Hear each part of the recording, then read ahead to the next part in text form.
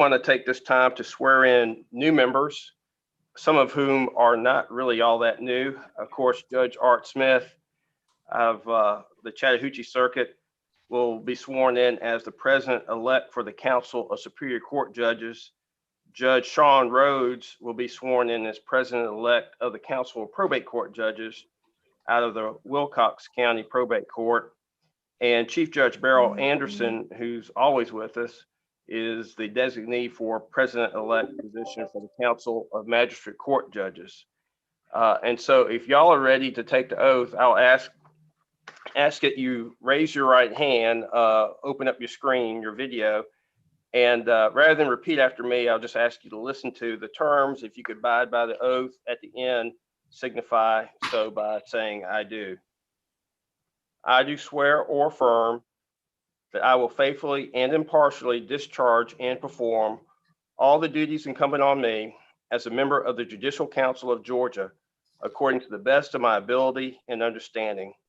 That as a member of the Judicial Council, I will endeavor to improve the administration of justice in this state for the benefit of the public, as well as the bench and bar. That I will strive to improve the judicial system of this state as a whole, as well as its parts, and that I will support the Constitution of the United States and the Constitution of the state of Georgia. So help me God. If you could abide by those terms, please signify by saying I do. I do. Great, thank you. I also want to congratulate Judge Wade Patrick. We know him to be the new president for the Council of Superior Court Judges. We have Judge Thomas Lakes, I did see on the call, as the new president of the Council of Probate Court Judges, and Judge Quinn Casper as the new president for the Council of Magistrate Court Judges. Ms. Mason, will you do the roll call for us, please? Yes, sir. Presiding Justice Namias. I'm here, thank you. Chief Judge McFadden. Here. Thanks, Judge. Vice Chief Judge Rickman. Not sure he was able to join us. He had some power issues. Judge Walter Davis. Here. Okay. Judge Paget, I know will not be able to join us. Judge Arthur Smith. Here. All right. Judge Kite. I'm here. Thank you, Judge Kite. Judge Melanie Cross. I'm here. Judge James Sizemore. I'm here. Chief Judge Asha Jackson. I'm here. Chief Judge Chris Brasher. I'm here. Thank you, Judge. Chief Judge Fletcher Sams. So I saw Judge Sams join. Judge Robert Flournoy. I'm here. Okay. Chief Judge Sarah Wall. Okay. Chief Judge Jeff Bagley. I'm here. Okay. And Judge James Blanchard. Here. Judge Taylor. Here. Got him. All right. I don't think Judge Wong was able to join us today. Judge Lisa Jones. I'm here. Okay. Judge Price. Okay. Judge Thomas Lakes. Here. Judge Sean Rhodes. I'm here. Thanks, Judge. Judge Quinn Casper. I'm here. Chief Judge Beryl Anderson.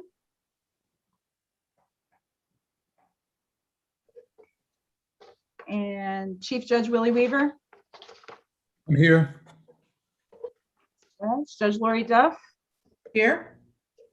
Okay. And finally, I believe we have Elizabeth Fite for Don Jones for the State Bar of Georgia. I'm here. All right, that completes the roll, Chief. All right, thank you. So the main item that I want to cover today is the next judicial emergency order that is scheduled to go out May 8th. It'll be the 14th order extending the declaration of emergency.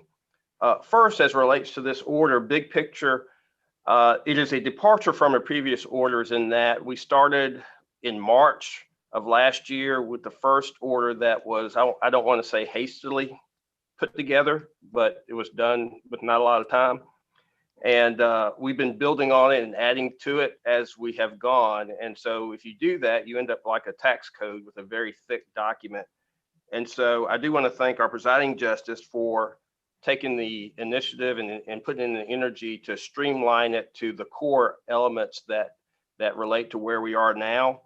I do point out that the previous orders do still matter in that there are some provisions that talk about calculations that have continued impact and other provisions that have continued impact. So that's the big picture of how this order is different from the others. The main item that is new is on page 3, if you have it in front of you. And item E, we've talked about this before. This is where we lift the suspension of the 2 provisions that govern the 90-day grand jury process.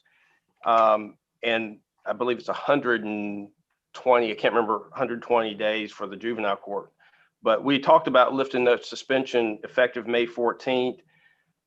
This order will actually do that. There have been a few jurisdictions that this is a uphill push for. I've been in contact and others have been in contact with those jurisdictions.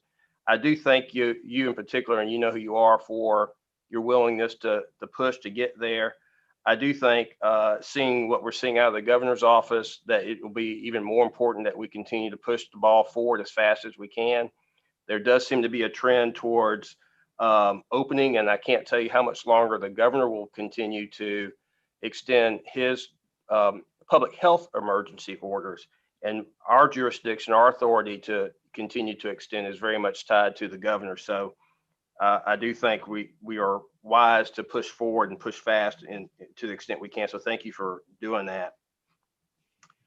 Along those lines, like I just said, if and when the governor does no longer renew the public health emergency, we do need to be aware that our public health emergency authority ends at that point.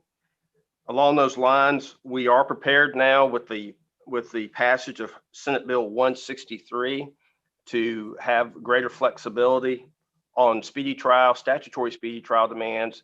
The local circuits will be able to issue orders that will in fact suspend the statutory speed provisions. We do have indications from the governor's office that they will sign that legislation like now. Is that right, PJ? So that could be signed in any moment now. That will require model orders, orders from each circuit and each state court judge and superior court judge. And we are working on model orders to help guide you in issuing those. Darren Enns has been a great resource to us, both in drafting this legislation and continues to help us with this. So we do want to thank him for his work. Likewise, House Bill 635, you've heard last time, has been passed. Hopefully that will be signed shortly as well. That, of course, includes the alternative site provisions for courts to operate, superior courts to operate, and then also allows broadened authority for prosecutors to initiate certain cases by accusation.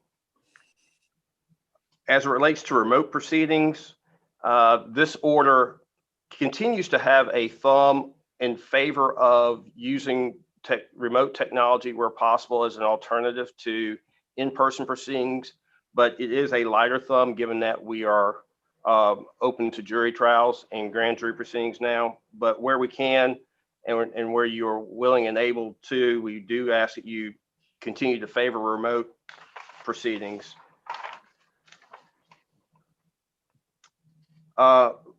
Likewise, on page 5, item F, as we begin to wind down the emergency orders, whether it's in the next few months or in the fall, wherever that may fall, it is a good time to be thinking about what we are doing now that we want to continue to do later.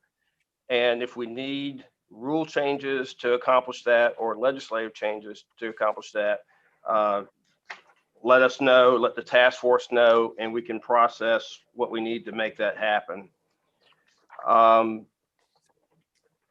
Lastly, or near to last, we do have authority, as in the previous orders, for the local jurisdictions, local chiefs, to impose more restrictive provisions than what exists in this order.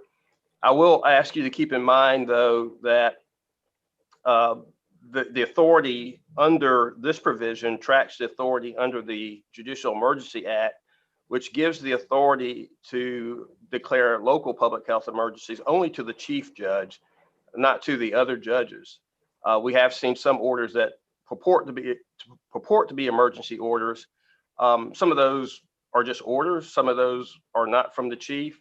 But just remember that and ask your folks to sync up with the Judicial Emergency Act if they're attempting to provide an emergency order pursuant to that statute.